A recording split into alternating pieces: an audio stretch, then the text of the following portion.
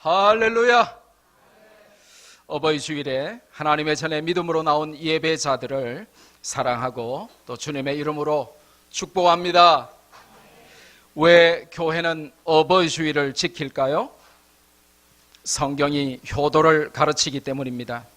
하나님은 자녀들에게 엄히 명하시기를 부모님께 순종하라, 너희 부모를 공경하라 하셨습니다.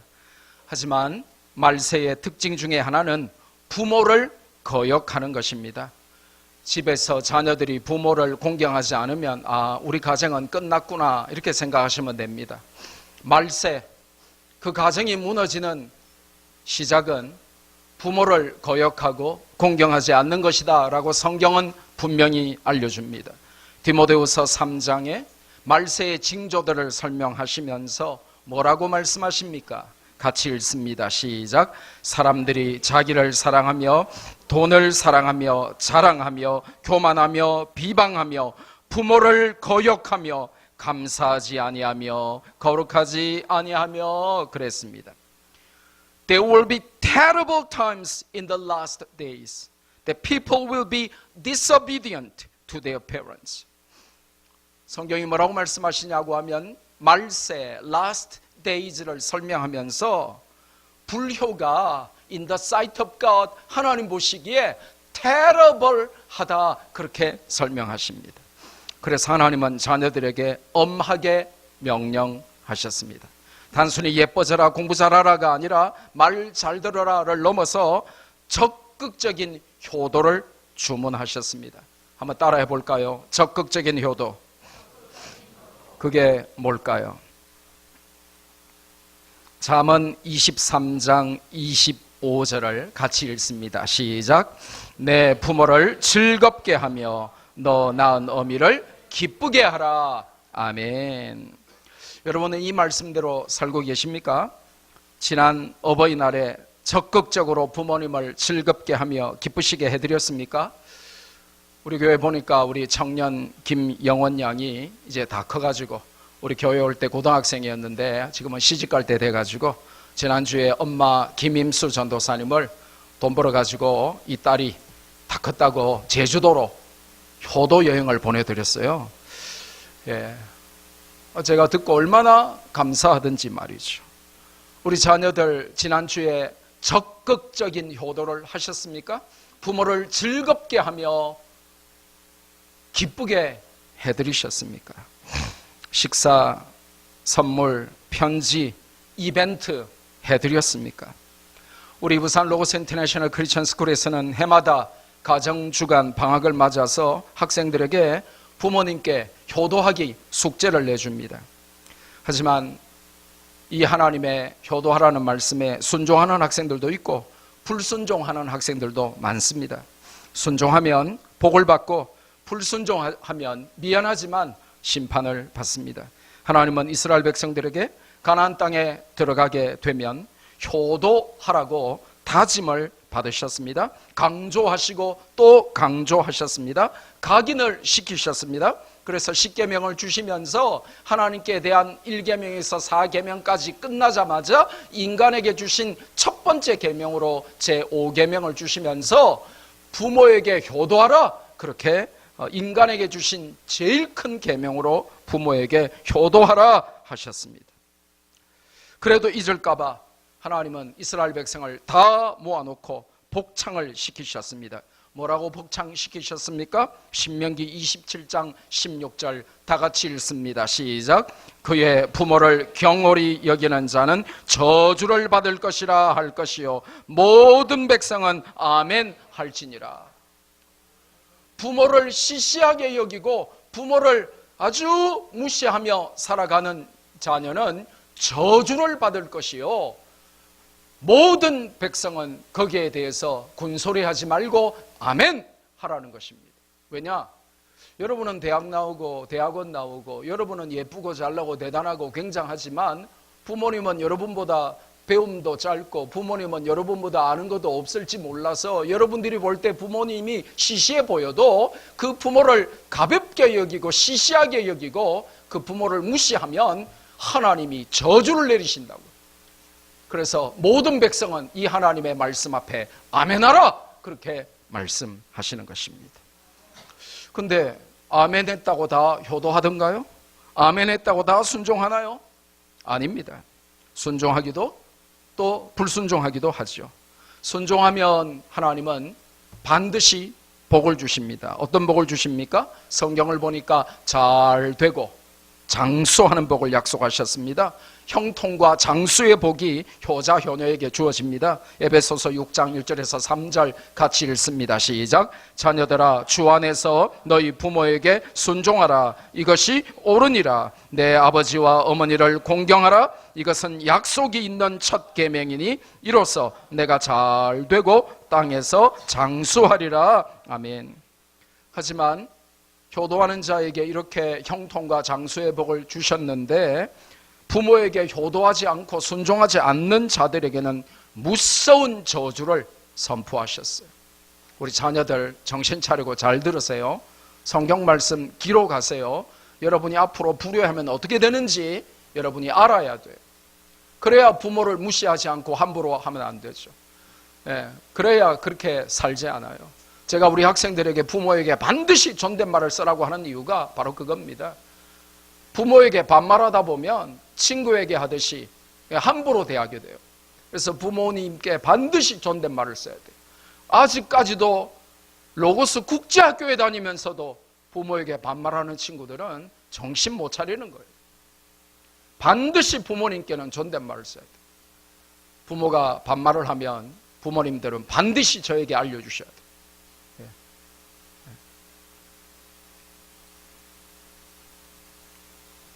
잠언 30장 17절에 불효하는 자에게 하나님은 어떤 저주를 내리십니까? 같이 읽습니다. 시작. 아비를 조롱하며 어미 순종하기를 싫어한 자의 눈은 골짜기에 까마귀에게 쪼이고 독수리 새끼에게 먹히리라. 무시무시하죠? 신명기서 21장은 더 무서운 말씀이 나와요.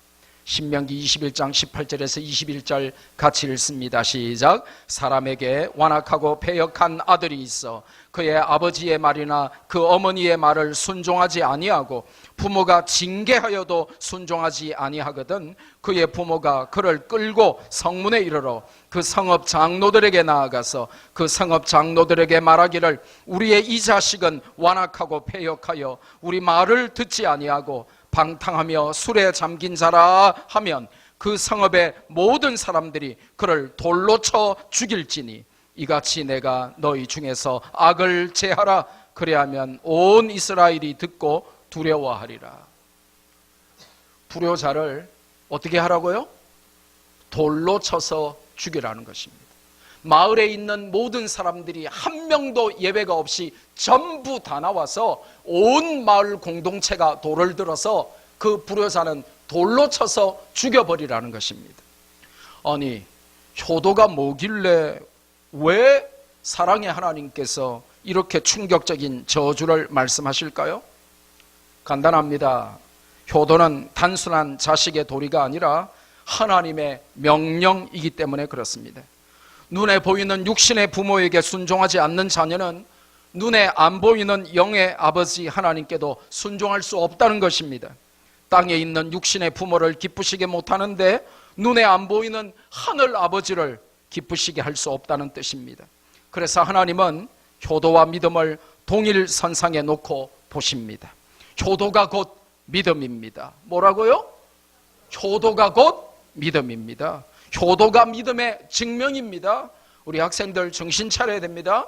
여러분이 나와서 찬양하고 댄싱하고 그게 믿음이 아니고 효도가 믿음이라고 하나님이 말씀하십니다. 효도가 믿음의 증명입니다. 한 사람의 믿음이 얼마나 성숙했는지를 알려면 부모에게 어떻게 하는지를 보면 알 수 있습니다. 여러분이 교회 다니고 임원도 하고 그래도 여러분이 부모에게 어떻게 대하는지를 보면 진짜 믿음의 성숙도가 나온다는 것입니다. 부모님께 효도하는 것이 하나님께 대한 믿음의 성숙함을 보여주는 현 주소가 되는 것입니다. 효도하여 성공과 장수의 복을 누리는 우리 성도님들 되시기를 주님의 이름으로 축복합니다.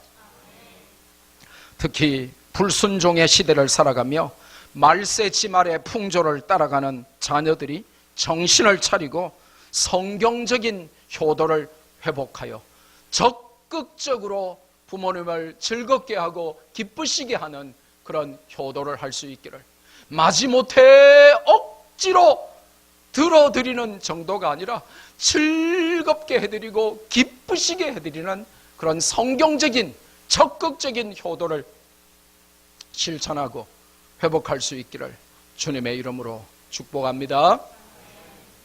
오늘 본문인 시편 76편은 아삽의 시인데요, 현악에 맞춰서 부르는 노래입니다. A song to sing with stringed instrument. 오늘 본문은 우리가 무엇을 자랑하고 살아야 하는지를 알려주시죠. 무엇을 알고 또 무엇을 알리며 사는 인생이 될 것인가에 대한 지혜를 담은 시입니다. 일명 하나님께 효도하기, 제가 이렇게 제목을 붙여봤습니다.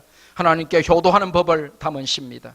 본문은 두 가지 중요한 교훈을 주십니다. 첫째로 온 세상에 알려져야 할 이름, 그 이름 하나님의 이름이다 하는 것을 오늘 본문은 강조하고 있습니다. 1절에 보니까 하나님은 유다에 알려지셨으며 그의 이름이 이스라엘에 알려지셨습니다. 하나님의 이름은 모든 나라와 족속과 민족과 열방과 세계가 알아야 할 이름입니다. 예수님께서 부활하신 후에 승천하시기 전에 마지막으로 주신 말씀과 유사하죠. 사도행전 1장 8절에 예루살렘과 온 유대와 사마리아와 땅끝까지 이르러 예수님의 증인이 되리라 하셨습니다. 되라가 아니고 성경을 정확히 보셔야 됩니다. 되리라 이렇게 말씀하셨습니다. 내 의지와 상관없이 내 능력과 무관하게 You shall be my witnesses. 하나님의 의지와 하나님의 능력으로 우리는 세상에 하나님의 이름을 알려야만 하는 존재로 부름을 받았다는 것입니다. 우리 영어 배우는 학생들은 잘 알죠. You shall be my witnesses. 여기서 shall 조동사, 이 shall의 이 용법의 의미는 하나님이 작정하셨다는 것입니다. 하나님이 우리를 그렇게 만들어 주신다는 것입니다. 될 수밖에 없다는 것입니다. 우리가 세상에서 어떤 일을 하고 어떤 위치에 있든지 예수 그리스도의 그 이름의 증인으로 사는 것이 삶의 최우선순위며 목표라는 것입니다. 여러분 인생의 목표가 겨우 내 집 마련하기 혹은 10억 만들기, 좋은 대학 가기, 겨우 그 정도가 여러분의 인생의 최우선순위 내지는 인생의 고울이 되면 안 돼요.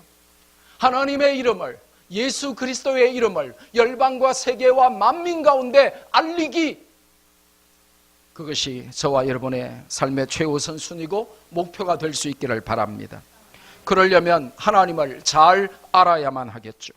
우리는 부끄럽게도 세상의 유명한 자들은 어찌 그리 잘 알고 많이 알고 좋아하는지 몰라요. 영화배우, 가수, 아이돌, 스포츠 스타들을 잘 압니다. 가수가 나오면 그 노래들을 다 알고 배우가 나오면 그 작품들을 다 꿰고 있습니다. 스포츠 스타의 커리어를 다 외웁니다. 그리고 그들의 팬클럽에 가입하기도 하고 그들의 각종 기사를 퍼나르기도 하고 그들의 일거수일투족에 관심을 가집니다.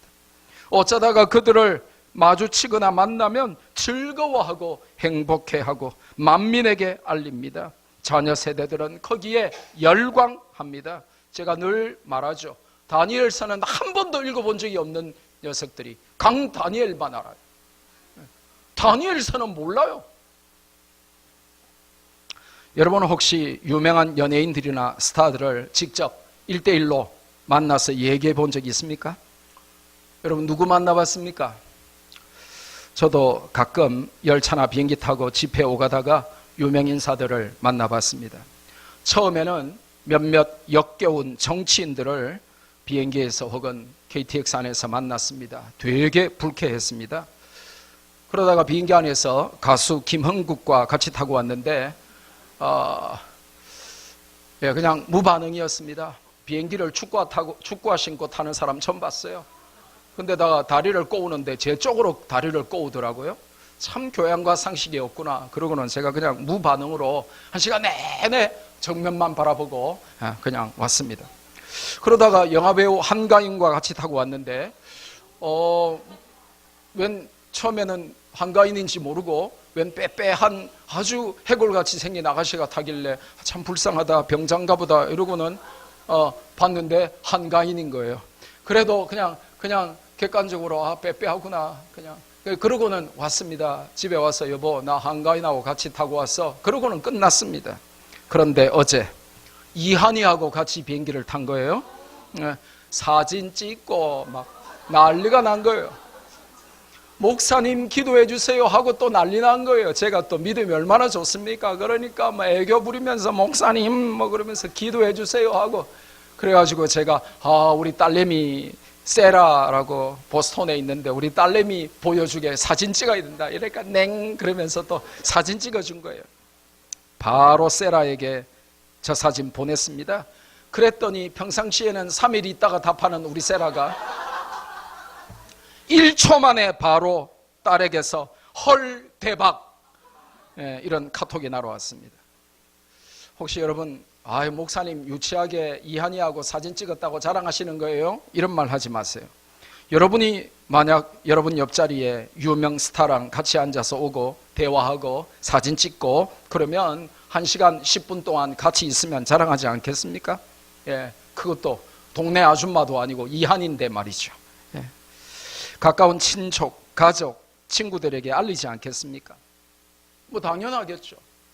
하지만 애석하게도 우리는 하나님의 이름을 알고 그 이름을 알리고자 하는 데는 별 관심이 없습니다. 어떤 세계적인 스타의 이름보다도 잘 알아야 하고 힘써 자랑하여 알려야 하는 이름이 하나님의 이름인데도 말입니다. 그리고 그 이름을 알려야 하는 사명이 우리에게 숙명적으로 주어졌는데도 말이죠. 1절에 보니까 하나님의 이름이 이스라엘의 크시도다 그랬습니다. His name is great in Israel. 이스라엘의 하나님의 이름이 His name is great in Israel. 이스라엘의 하나님의 이름이 위대하시도다. 저는 꿈꿉니다. 기도합니다. 하나님의 이름이 대한민국의 위대하시도다. 김일성의 이름이 아니라 공산주의가 아니라 동성애가 아니라 하나님의 이름이 대한민국의 위대하시도다. 우리에게는 어떤 이름이 가장 위대해야 합니까? 내 이름입니까? 유명 인기스타 셀럽들의 이름입니까? 우리에게 가장 소중하고 위대한 이름은 하나님의 이름 구세주 예수 그리스도의 이름이 되기를 바랍니다. 내 직업과 삶을 통해서 물질과 은사를 통해서 하나님의 위대한 이름을 알리는 것이 우리의 사명입니다. 대한민국을 넘어서 전 세계로 말이죠. 그래서 비행기 내리면서 제가 이한이에게도 그 말 꼭 당부했습니다. 우리 이한이 자매 믿음 생활 잘하는데 지금도 성공했지만 더 잘 되셔서 하나님의 이름을 높이고 복음을 전하는 축복의 통로가 되세요. 0.1초 만에 냉.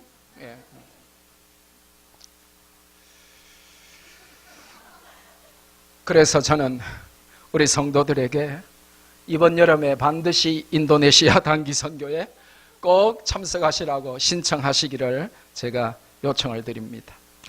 그래야 세계에 하나님의 이름을 자랑하고 알릴 것 아닙니까?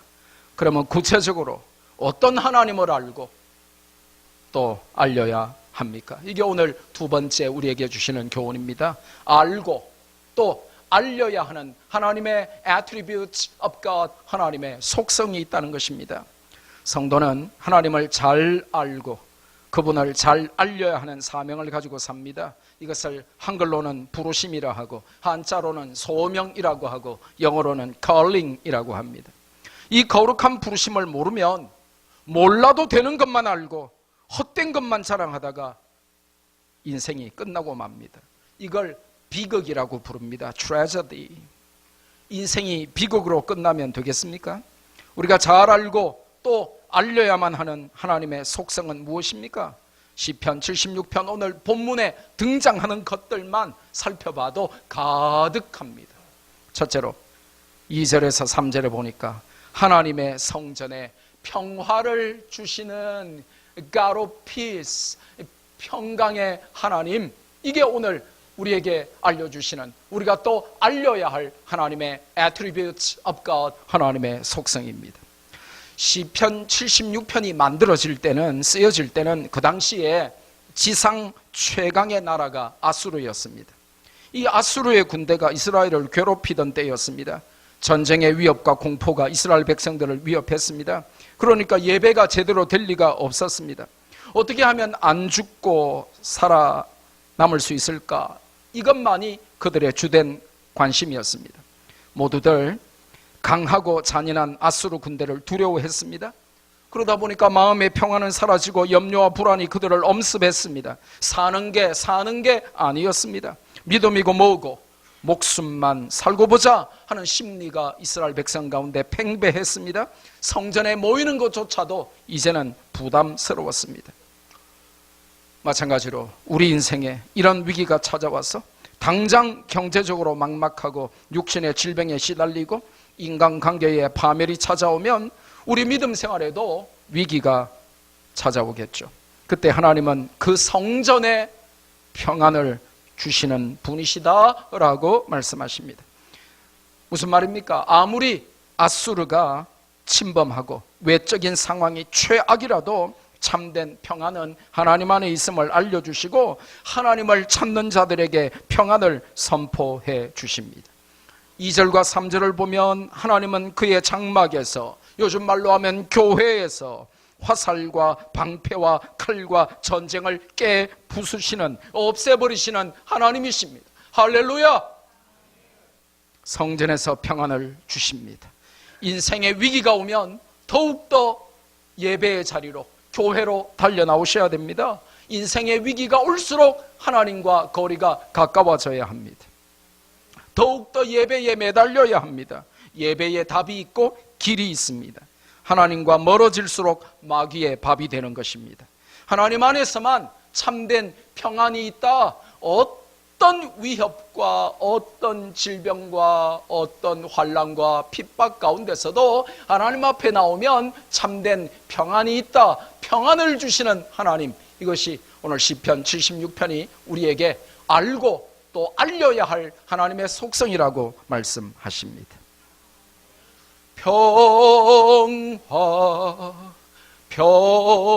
평화로다. 하늘 위에서 내려오네. 하늘 위에서만 내려오는 평안, 교회 와야만 누리는 평안, 하나님 안에서, 말씀 안에서, 예배 가운데서 부어주시는 평안, 그 평안이 세상의 모든 문제와 어려움을 이기고도 남는다는 것입니다.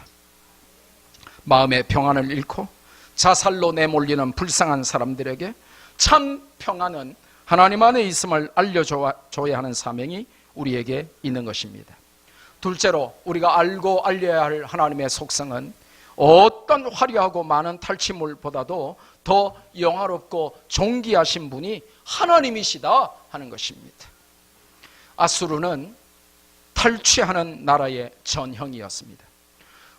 아수르는 탈취물로 산더미를 쌓았습니다. 아수르의 취미와 특기가 뭐냐면 탈취물 모으고 자랑하기였습니다. 역사를 보면 7세기 말과 8세기 초에 군사력이 극강이었고 국력이 전성기였던 세계 당시의 최강 아수르는 점령한 나라들의 모든 금은 보화를 다 빼앗아서 그걸 산처럼 쌓아놓고 만민들에게 자랑하였습니다. 한번 상상해 보십시오. 보물이 황룡산처럼 쌓여 있다. 그러면 얼마나 멋지고 화려하겠습니까? 그런데 산더미 같은 보물보다도 더 영화롭고 존귀하신 분이 하나님이시라는 것입니다. 세상 부귀영화와 비교할 수 없는 분이 하나님이시다라고 우리에게 성경은 알려주십니다. 여러분은 그렇게 고백할 수 있습니까? 세상의 어떤 존재와 소유보다 하나님이 여러분에게 더 존귀하다고 말할 수 있습니까? 손에 있는 부귀보다 주를 더 사랑하는가? 이슬 같은 생명보다 주를 더 사랑하는가. 그러다가 이제 마지막에 주를 사랑하는 마음 금보다도 귀하다. 이 찬송은 이렇게 끝을 맺습니다. 여러분이 사랑하는 어떤 존재, 여러분이 자랑하는 어떤 것들보다도 하나님이 가장 소중하다, 그런 고백이 저와 여러분에게 있기를 주님의 이름으로 축복합니다. 세상 부귀영화보다 더 소중하고 귀한 것이 하나님을 아는 것이고 또 그걸 만민에게 알려야 한다는 것입니다. 셋째로 우리가 알아야 하고 알려야 하는 하나님의 attributes of God, 하나님의 속성은 무엇입니까? 어떤 강한 군대보다도 더 강한 용사이신 하나님에 관한 것입니다. 5절과 6절에 보니까 아무리 힘이 세고 마음을 강하게 먹는 백전백승의 용사들도, 세계 최강의 용사들도 결국 누군가에게는 패하는 날이 오고 자기보다 더 강한 사람을 만나게 된다는 것입니다. 탈취를 당하는 날이 온다는 것입니다. 그래서 마지막 잠을 자는 운명의 날이 오지만 하나님은 모든 병거와 말을 잠들게 하시는 최고의 용사시며 장수시라는 것이 오늘 성경의 메시지입니다. 하나님보다 더 강한 자는 없다는 것입니다. 하나님만 지존이시며 하나님만이 유일한 최후의 승리자라는 것입니다. 그걸 알아야 우리가 세상에서 한두 번 패했다고 마음 약해지고 우울해지고 자살하는 어리석음을 이길 수 있다는 것입니다. 하나님은 우리를 위하여 싸우시는 분이라고 성경은 알려줍니다. 하나님이 우리의 대장이시며 Commander in Chief, 우리의 총사령관이십니다. 우리는 그분의 군사입니다. 대장만 따라가면 되는 것입니다. 백전백승의 대장군이신 넘사벽 하나님, Invincible Warrior, 그 넘사벽 대장군 하나님을 따라가면 승리한다는 것입니다. 그걸 알고 그걸 알려야 한다는 것이죠. 넷째로 우리가 알고 알려야 할 하나님의 attributes of God, 하나님의 속성은 무엇입니까? 하나님만 최후의 심판자다 하시는 것입니다. 그게 7절에서 9절 메시지입니다. 심판자는 하나님 외에는 없습니다. 세상의 시건방진 자들이 권력을 휘두르며 독재하고 심판과 복수와 보복을 자행해도 그들은 반드시 하나님의 심판을 받을 것입니다. 사람은 결코 심판자가 될 수 없습니다. 7절에 분노하시고 8절에 판결을 선포하시며 9절에 심판하러 일어서시는 분은 오직 하나님이십니다. 참 심판자이신 하나님, 믿는 자에게는 구원을 주시고 믿지 않는 자에게는 벌을 주시는 하나님, 그걸 알고 알려야 한다는 것입니다. 다섯째로 사방의 모든 자들이 경외해야 할 하나님에 관한 것입니다. 10절에 보니까 하나님의 진노를 당해보면 하나님께 무릎 꿇고 하나님을 찬송할 수밖에 없고, 11절에 보면 모든 자들이 마땅히 하나님을 경외할 것이라고 말씀하십니다. 열방과 세계가 하나님 앞에 굴복하고 그 사랑에 감격하여 하나님을 경외하도록 복음을 전할 사명이 저와 여러분에게 있다는 것입니다. 여섯 번째로 우리가 알고 알려야 할 하나님의 속성은 서원 갚기를 기다리시는 하나님입니다. 하나님은 우리의 서원에 관심이 많으신 분이에요. 11절에 하나님께 서원하고 갚으라 하셨습니다. 한번 따라해 볼까요? 하나님께 서원하고 갚으라. 그런데 대부분은 서원을 안 하고 서원에도 잊어버리고 갚지를 않습니다. 엄청난 축복을 놓쳐버린 것이죠. 거룩하고 중요한 인생 서원이 꼭 저와 여러분에게 있어야 합니다. 우리 앞뒤 좌우로 우리 옆 사람에게 한번 물어봅시다. 인생 서원이 있으십니까? 인생 서원 있으세요? 소원 말고 하나님께 서원한 거, vow가 있으시냐, 서원이 있으시냐 이겁니다.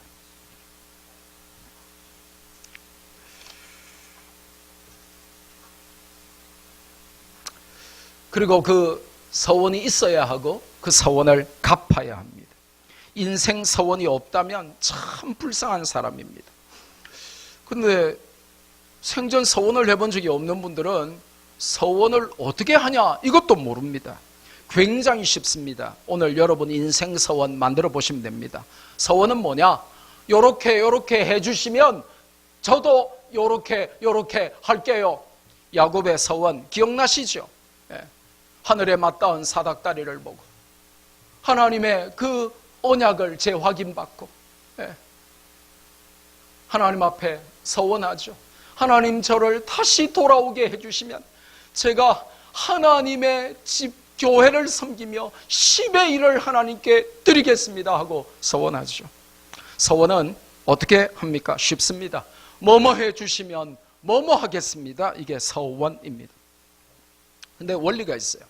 욕심으로 구하지 말고 하나님 저에게 돈벼락을 주시면 이런 거는 미안하지만 절대 안 이루어 주십니다.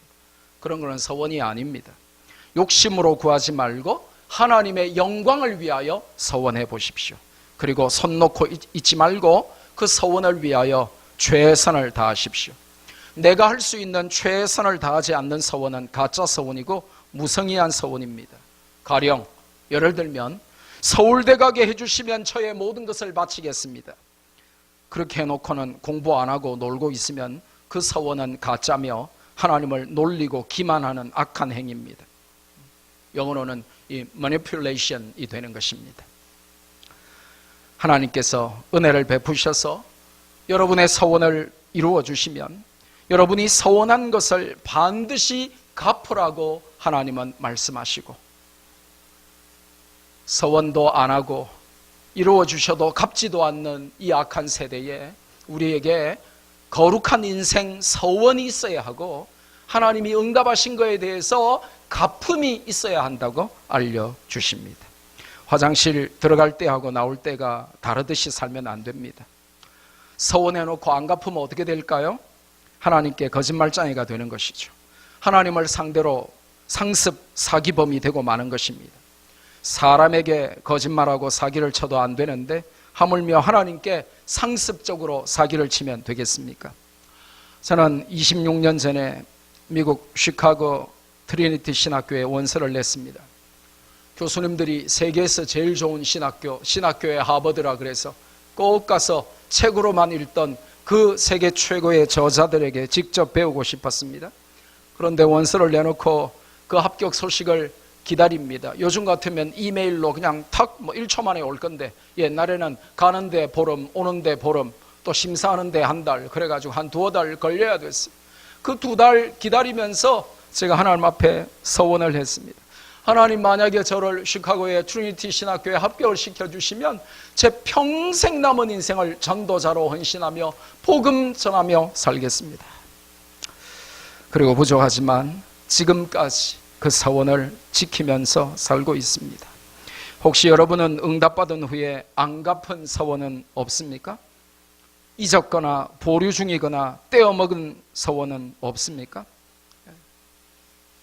가끔 이렇게 헌금 봉투 정리하다 보면 이렇게 늘 헌금 내시다가 한 주, 2주 혹은 한 달, 2달 빼먹고 그 다음 달 거 내고 그 앞에 거는 떼먹는 분들이 계세요. 떼먹으면 안 돼요. 그럼 그 다음 달 낼 때 그 앞에 못 낸 거 같이 내시면 바람직하고 좋은 것입니다. 근데 그냥 빼먹어 버려요. 작은 것이라도 바르게 가야 되는데 성도들이 훈련을 못 받아 놓으니까 그냥 지난주에 못 왔으니까 지난달에 못 냈으니까 그런 거는 넘어가 버리는 것입니다. 하나님은 서원에 관심이 많으십니다. 마지막으로 우리가 알고 또 알려야 할 하나님의 속성은 무엇입니까? 12절에 보니까 세상 왕들도 두려워하는 왕 중에 왕이신 하나님, 우리가 두려워해야 할 진짜 왕이신 분이 하나님이시다 하는 것입니다. 하나님은 세상의 모든 왕들의 왕이십니다. 공산 독재 살인마 김정은도, 트럼프나 시진핑이나 문재인도 두려워해야 할 유일한 왕이 하나님이십니다. 만왕의 왕, 세상의 주인이신 그분을 알고 알려야 합니다. 그 사명 잘 감당하라고 아직도 우리를 이 땅에 살려주시고 기다려주시는 것이죠. 우리가 잘나고 자격이 있어서 안 데려가시는 것이 아닙니다. 하나님을 잘 알고 하나님을 잘 알려서 육신의 부모님께 뿐만 아니라 하나님께도 효도하는 우리 성도들 다 되시기를 주님의 이름으로 축복합니다. 받은 말씀 붙들고 한번 기도할까요? 우리가 하나님